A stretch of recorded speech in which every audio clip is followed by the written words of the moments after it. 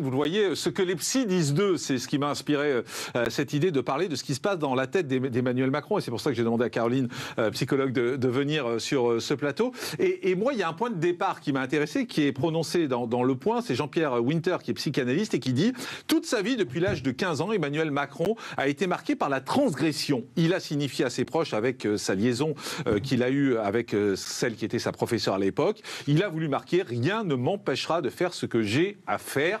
Et en gros, c'est ce qu'il continue à faire et à continuer dans sa carrière politique. Est-ce que vous êtes d'accord avec ce type d'analyse, Caroline ? Alors, évidemment que Jean-Pierre Winter a raison.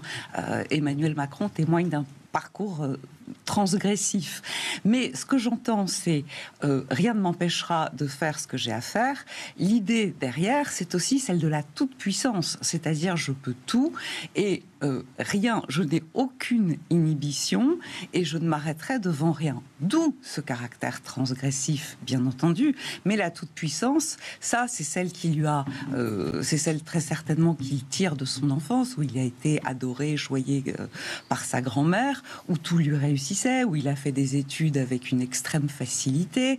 Donc, c'est quelqu'un d'exceptionnellement intelligent, donc brillant, et tout lui vient facilement. Mais ça veut dire que quand on lui dit non, si lui pense que c'est oui, il fera oui. Parce que, en gros, d'après ce qui est dit, c'est que en fait, le fait d'aller à 15 ans contre l'avis de tout le monde fait qu'aujourd'hui, continue à faire pareil? Vous avez la même analyse? Il a une vraie intolérance à la frustration.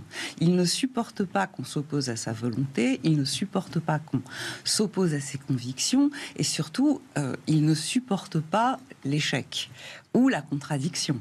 C'est-à-dire que là, il vient effectivement d'essuyer un revers cuisant, d'une part parce qu'il y a eu les élections européennes, et c'est une atteinte à son image.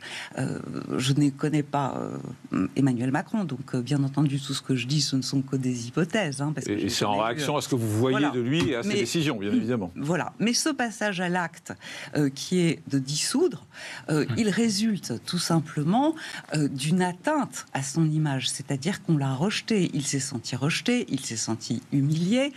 C'est une claque. Donc, qu'est-ce qu'il va faire? À la fois, il reprend l'avantage en créant un choc, une sidération, et en même temps, c'est une façon peut-être de se venger en disant « vous ne m'aimez plus, voilà ce dont je suis capable ».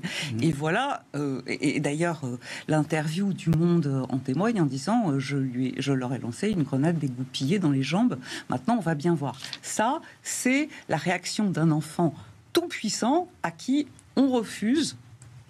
Mais alors, pour regarder cette image de l'enfant, ça veut dire quoi? C'est qu'il a vu les résultats des européennes, c'est l'enfant gâté qui dit moi je fais tout péter parce que vous m'aimez plus? Non, on ne peut pas parler d'un acte impulsif. Parce que c'est plus réfléchi que ça. Ouais, c'est plus réfléchi. Il avait quand même, il y réfléchissait quand même depuis plusieurs semaines. Mais c'est tout de même peut-être une idée derrière sous-jacente de vengeance et la façon aussi de dire vous allez me montrer que vous m'aimez parce que soit c'est moi, donc vous allez voir à quel point je vous suis nécessaire, soit sinon c'est le chaos total. Jean-Pierre Winter dit il croit encore être aimé d'un amour inconditionnel, il veut le tester, mais c'est à nous qu'il est en train de tirer une balle dans le pied. Alors je ne sais pas s'il le croit, en tout cas il le veut. Comme toutes les personnalités narcissiques, d'abord il s'aime lui, et surtout il a un besoin immense d'être aimé et d'être aimé par tous.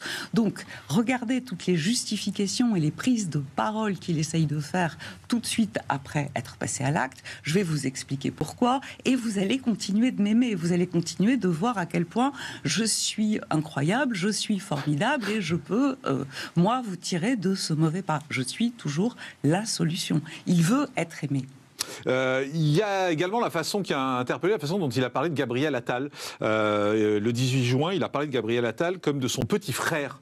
Et alors là, c'est un autre psy qui s'appelle Gérard Bonnet qui dit « La férocité semble naître entre eux et justement, c'est celle qui oppose parfois un grand frère et son cadet.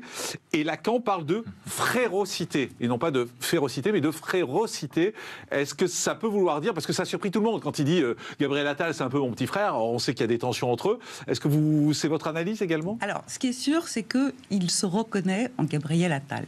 C'est-à-dire qu'il pense qu'il y a une identification de la part de Gabriel Attal à lui, Emmanuel Macron. En même temps, du coup, il est perçu comme un rival, quelqu'un qui pourrait éventuellement aussi lui faire de l'ombre. N'oubliez pas qu'il n'avait pas très bien pris l'aura dont a bénéficié Édouard Philippe à l'époque, lorsqu'il était son Premier ministre.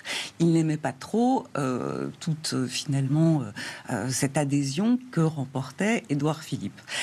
Gabriel Attal, c'est son cadet, c'est un rival potentiel, oui c'est vrai. Son petit frère, je crois que ce qu'il envie plutôt à Gabriel Attal, c'est cette manière qu'a Gabriel Attal de pouvoir établir un lien avec les gens.